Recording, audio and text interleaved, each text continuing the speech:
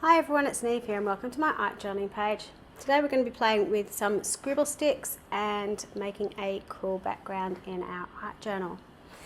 So I'm starting on my craft page and I am going in with my scribble sticks and just going nuts on the page. So one of the things I've learnt with my scribble sticks are that I actually need to press really heavily to get the amount of pigment I need on the page.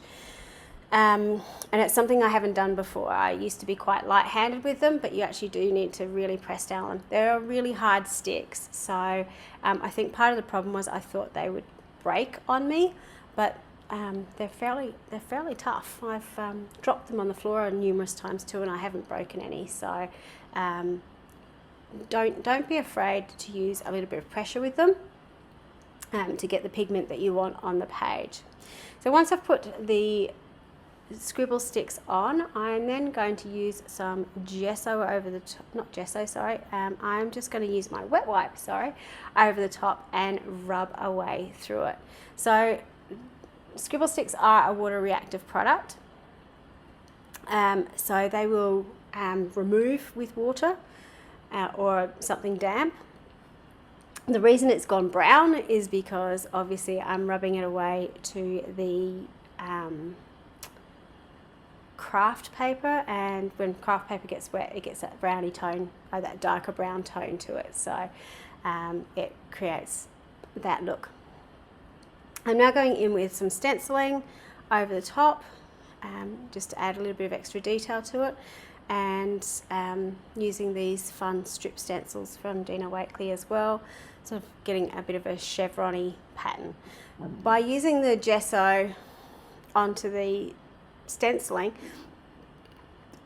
it's actually activating the scribble sticks as well, so you can sort of see in the yellow and in the pink that it's sort of activated that a little bit, which I really liked how that worked, so much so that I decided to go back in with the excess paint that I had on my sheet and add the rest of the gesso. So I've got this sort of fun rainbow strip in the middle, and then I've got the white on either end, sort of to sandwich it all together. So now I've created my background. I'm thinking, oh, this is nice, I like this background, what am I going to do with it? So I grabbed these transparencies, which are pre-printed circles, and just cutting them out really simply.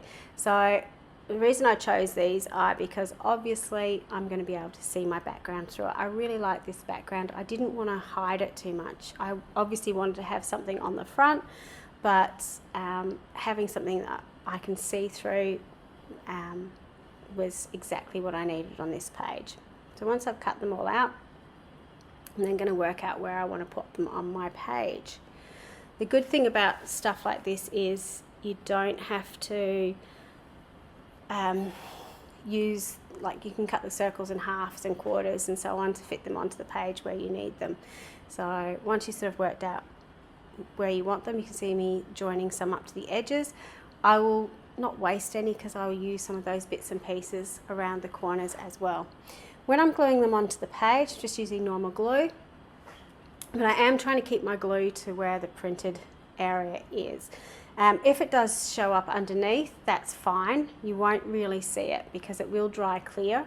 I used to be not afraid of it, because that sounds silly, but I used to think that you would see a lot more of the glue than you actually do in the end result.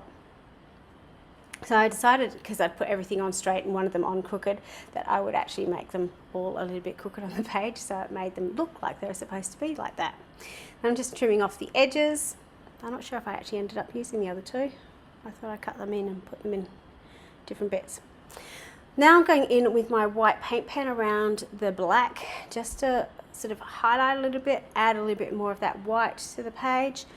Paint pens go really nicely over the top of the transparencies. They will dry. Try and avoid putting a heat gun over the top of them because the transparency will shrink and will curl. So that's been something I've had to not struggle with, but I've had to remind myself on numerous occasions when I pick up my heat gun to pop it down again and make sure that I'm not using it on my page. Now I'm going in with some of my gloss spray. So this is a Tangelo, and just popping a little bit over that page and on my other page, because why not? If you've got it out, sprinkle it everywhere and over my iPad. So again, with the gloss sprays, because they dry permanently, they will dry onto the transparencies as well as onto the surface. Also using some of the ocean, so I'm using the same colours that I'm using in the background as I'm using in my gloss sprays, which sort of really help to tie the page together and blend it all together as one.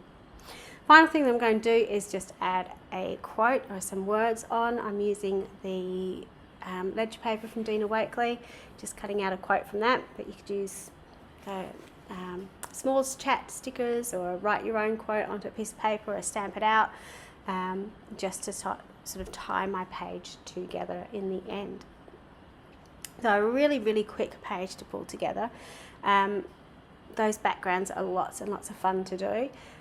I have renewed my love of the scribble sticks. I used to avoid them, or I use them very occasionally, but now I'm using them a lot in my backgrounds. In the past I probably would have only used them to colour stuff in, but if you actually press down on them quite heavily, you really do get a great pigment load. You can see how bright in the close-up those colours really are, and by popping the wet wipe to remove some of that patterning, remove some of the stenciling in the background, it smooths out the colour a little bit too, so you don't see the lines, which I really enjoy as well.